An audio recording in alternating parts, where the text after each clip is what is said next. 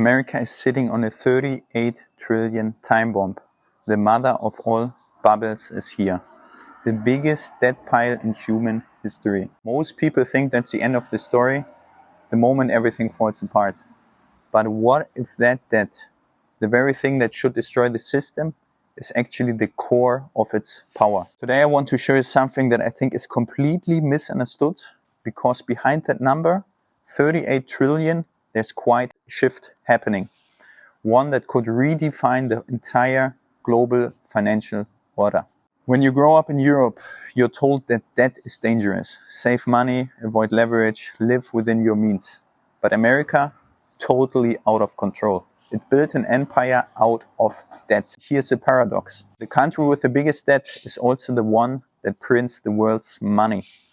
You have to understand, the US owns the dollar currency. They can print it whenever they want, how much they want. Every government, every central bank, every investor, all of them hold US Treasuries. That's not just debt, that's demand. The oxygen of global finance. Here's how it works. The world needs dollars to trade, to invest, to settle transactions, and so on. When other countries borrow, they borrow in dollars. When they build reserves, they hold US Treasuries. So while everyone else is trying to repay their debt in someone else's currency, America owes money in that currency it creates. That's the whole game. But now the game is changing. What used to be paper bonds held by big institutions is now slowly but surely being moved onto the blockchain. That's at least the idea behind it. We are seeing the rise of tokenized treasuries. BlackRock, Franklin, Templeton, Ondo Finance, all working behind the curtains. They have already launched on-chain US Treasury funds. That means these bonds are about to go live now, digitally, 24 hours a day, global, borderless.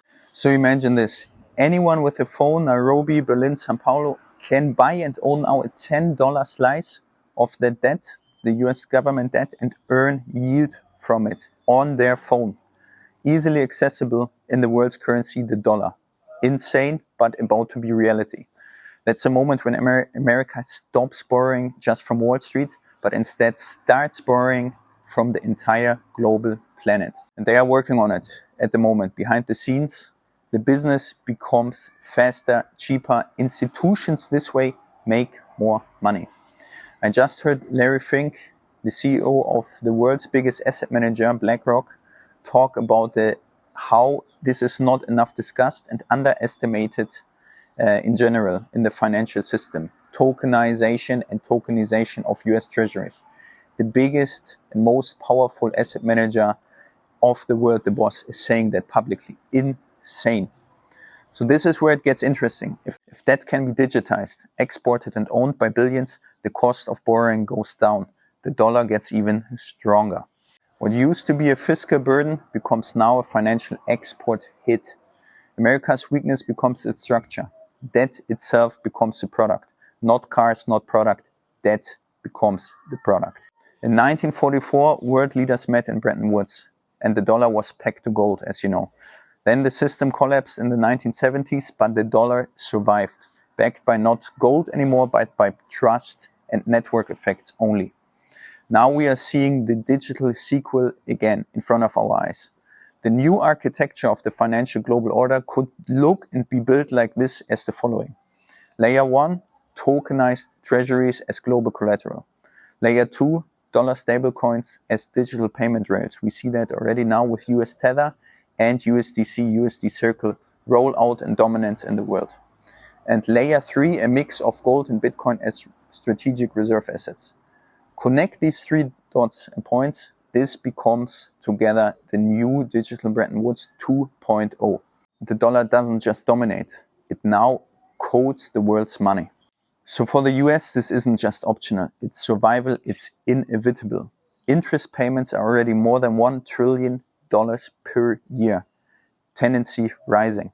The old system just can't sustain itself forever. So they have two choices to go. Either inflate it away, which they cannot do for decades and they are doing already, or redesign the whole system. Second choice is the obvious one. Tokenization, this whole on-chain transitioning, might be just how they keep the system alive. A digital export of US debt to the world. Think about it. every smartphone becomes a US debt bondholder. Not so unreal, not so unrealistic and far away. That's not collapse, that's architecture, the new way to go. So when people say America is drowning in debt, maybe they're missing the whole point and the real story behind it.